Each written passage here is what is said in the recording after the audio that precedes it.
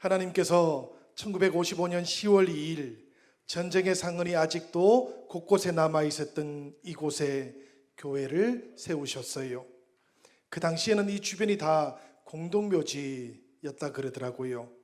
그런데 하나님께서 방재양 목사님 그리고 10분의 성도님들을 부르시고는 죽음이 묻혀있던 땅, 생명의 땅이 되도록 이끌어 주셨던 겁니다.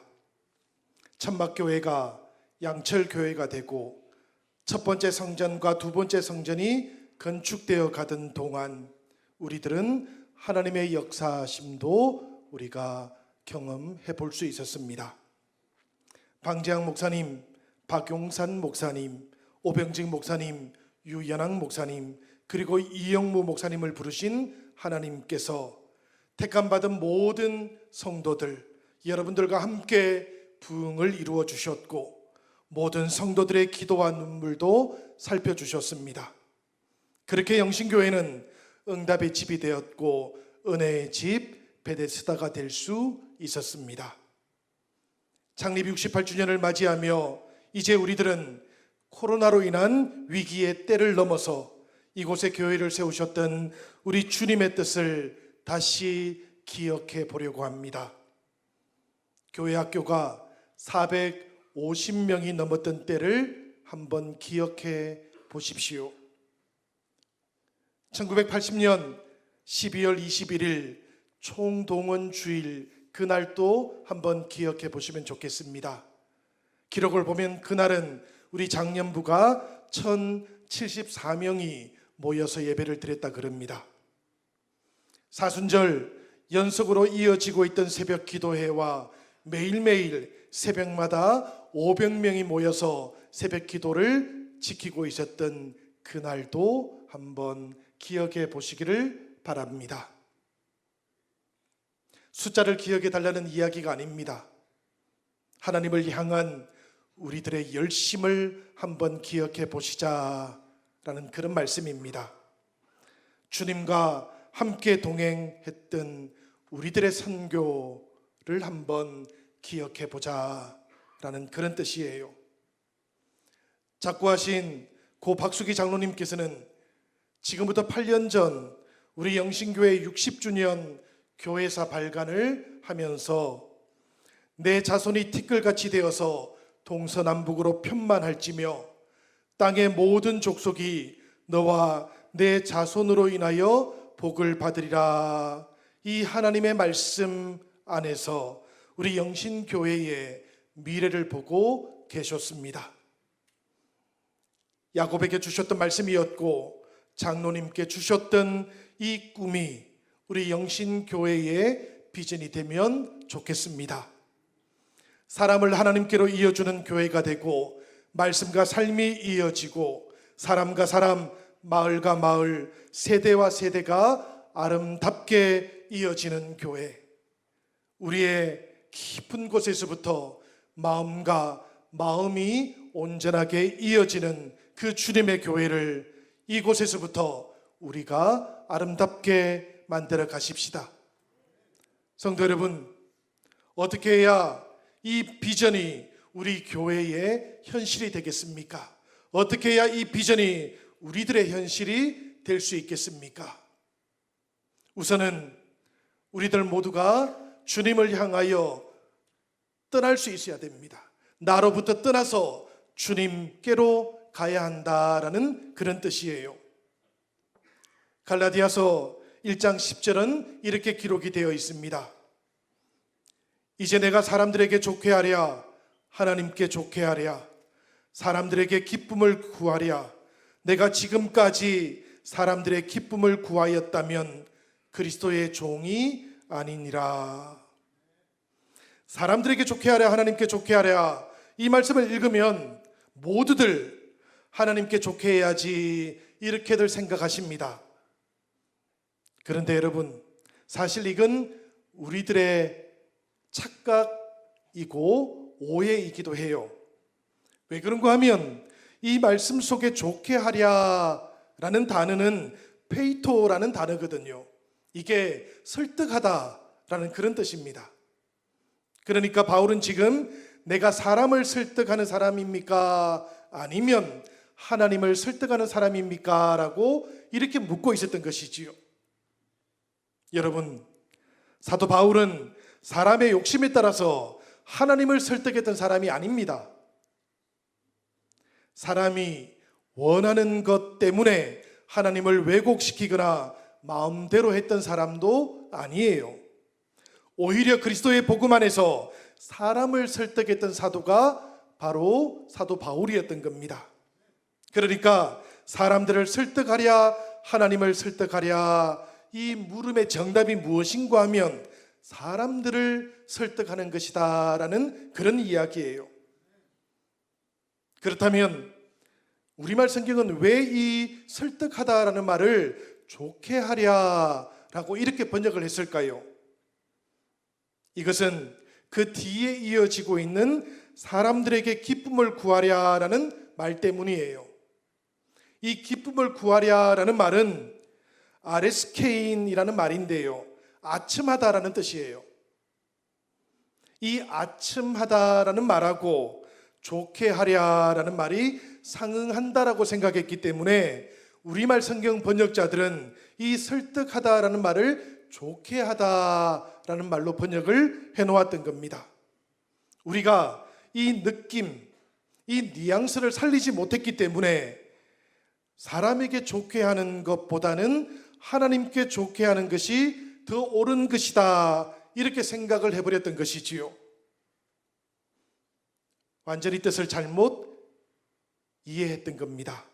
바울은 내가 만약 사람들에게 아첨하는 사람이라면, 그래서 하나님을 설득해버리는 그런 사람이라고 한다면 나는 그리스도의 종이 아니라고 이렇게 말을 하고 있는 겁니다. 이런 맥락에서 갈라디아서 3장 1절도 우리가 이해할 수 있는 것이지요. 이 말씀은 우리가 다 같이 한번 읽어보도록 하겠습니다. 다 같이 읽습니다.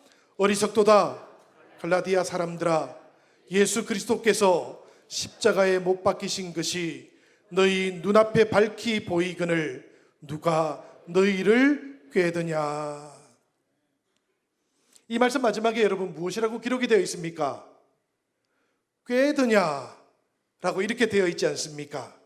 누가 십자가를 무시하고 너희를 꼬시고 유혹하더냐라는 그런 말씀이지요. 갈라디아 교회 안에 이런 사람들이 찾아왔던 겁니다. 잘못된 복음을 들고 가짜 복음을 전하는 사람들이 들어왔던 것이지요.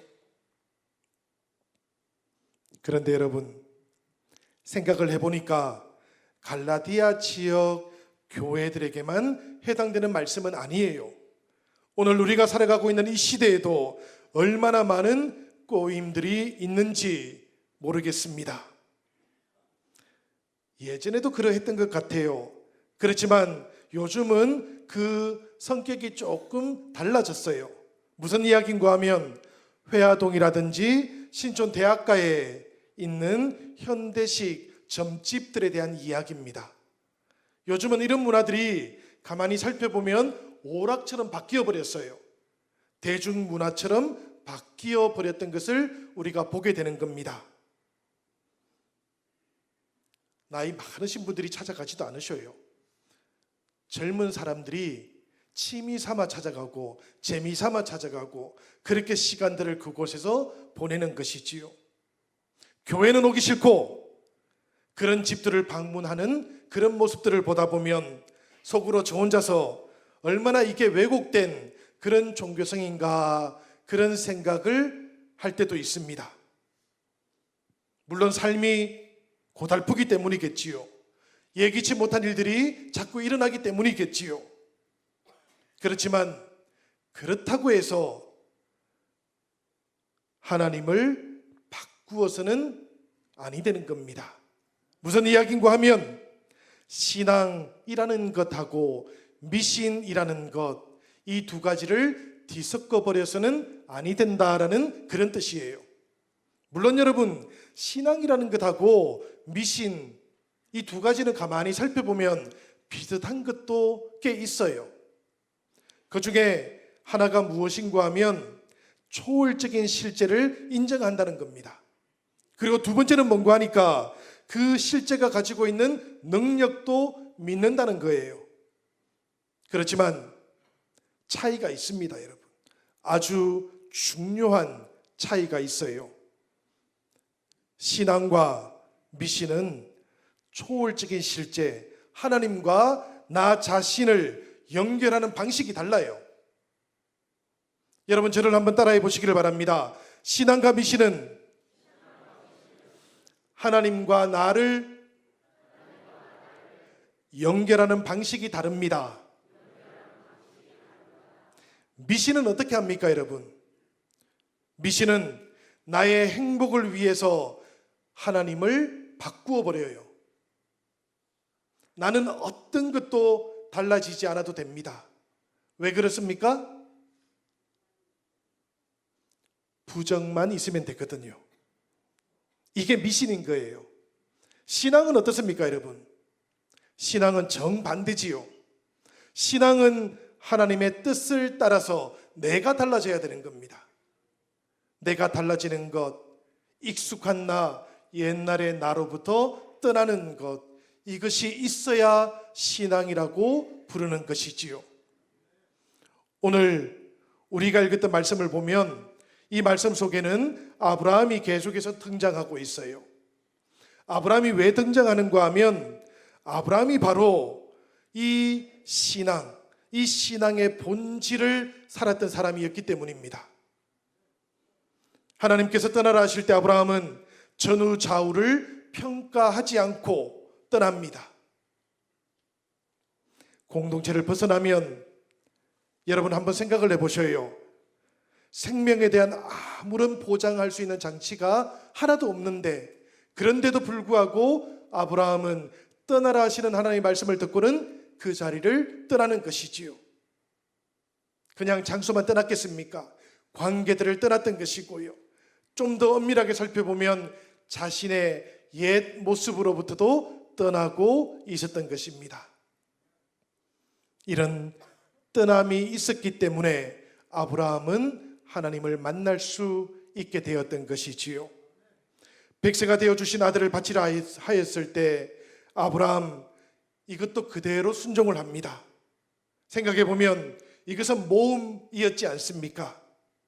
얼마나 사랑했던 아들이었고 눈에 넣어도 아프지 않을 만한 아들이었는데요. 그런데 이 아들을 잃어버릴 만한 그런 불이익을 앞에 두고도 아브라함은 하나님의 그 말씀을 따라서 이삭을 하나님 앞에 내어놓는 순종의 길을 걸어갔던 겁니다. 여러분, 신앙이라는 게 이런 것이라고 성경은 우리에게 알려주고 있어요.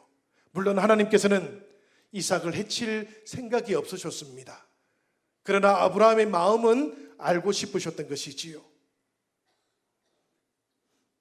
갈라디아서 3장 6절은 아브라함이 하나님을 믿음에 그것을 그에게 의로 정하셨다 함과 같다고 이렇게 말씀하고 있기도 합니다. 하나님을 믿었더니 그것을 의로움으로 여겨주셨고 구원을 얻게 해주셨다라는 것이지요. 이 아브라함의 신앙을 생각해 보면 여러분, 신앙이라는 것 복잡한 것이 아닌 것 같습니다. 그렇지요? 신앙이라는 것은 가만히 생각해 보면 하나님보다 내가 앞서 나가지 않으면 되는 겁니다. 하나님께서 내 인생의 가장 첫 번째 자리에 계시고 내가 인도하시는 그 하나님과 함께 동행하기만 하면 신앙의 온전함은 늘 우리들 안에 지켜지고 있는 것이지요. 저는 이 아브라함을 생각해 볼 때마다 이 아브라함이 무엇을 믿었기에 이런 믿음을 가질 수 있었을까 생각을 해보게 돼요. 이게 두 번째 이야기인데요. 아브라함은 하나님께서 주셨던 약속을 믿은 게 아닙니다, 여러분. 하나님께서 아브라함에게 약속을 많이 주셨지요, 그죠? 그렇지만 아브라함이 그 약속 때문에 하나님을 믿었던 게 아니에요. 오히려 신실하신 하나님, 이 하나님을 아브라함이 믿었기 때문에 그 믿는 길을 걸어가는 동안 약속이 성취되는 것도 체험을 할 수 있게 되었던 겁니다. 오늘 우리들도 그러합니다. 창립 68주년을 맞이한 우리들은 1955년 10월 2일부터 오늘 이 시간에 이르기까지 늘 신실하신 하나님을 바라보며 이 교회와 함께 믿음의 길을 동행해 왔던 겁니다. 그렇지요, 여러분? 우리들의 방향이 거꾸로 되지 않기를 바랍니다. 약속 때문에, 우리들의 소원 때문에 하나님을 믿는 것이 아닙니다. 하나님을 믿기 때문에 하나님과 함께 동행하는 것이고요. 이 하나님과 동행하는 모든 길을 걸어오다 보니까 우리들은 하나님께서 주셨던 약속도 성취되는 것을 경험할 수 있게 되었던 것이지요. 오늘 창립 68주년을 맞이하면서 우리들 모두가 이것을 꼭 기억할 수 있으면 좋겠습니다. 신앙이라고 하는 것, 이것은 내 옛모습으로부터 떠나는 것이고, 그리고 하나님을 향한 신앙의 모험 속으로 들어가는 것이다. 그러합니까, 여러분? 창립주일을 맞이한 오늘 여러분들도 이런 고백과 이런 결단들을 가지고 계시는지요? 이제까지의 모든 시간들, 그 시간들과 함께 해주셨던 하나님의 은혜를 기억하지만 그 하나님과 함께하는 동안 내가 가지고 있었던 옛 모습들은 내려놓을 수 있으면 좋겠습니다. 그리고 우리를 부르시는 이 하나님의 부르심 앞에서 우리들도 신앙의 모험 속으로 이제 다시 들어갑니다. 하나님, 68년의 이 모든 시간들, 이것을 가지고 하나님과 함께 이제 우리는 신앙의 길로 들어가니 이 모든 신앙의 길 속에서 우리들을 이끌어 주시고 인도해 주셔서 창립 69주년 우리가 아름답게 맞이할 수 있도록 인도해 주시고, 그리고 창립 70주년 감사와 기쁨이 넘치는 우리 영신교회가 되어지도록 인도해 달라고 우리 함께 기도하는 시간 되기를 우리 주님의 이름으로 간절히 축원드립니다.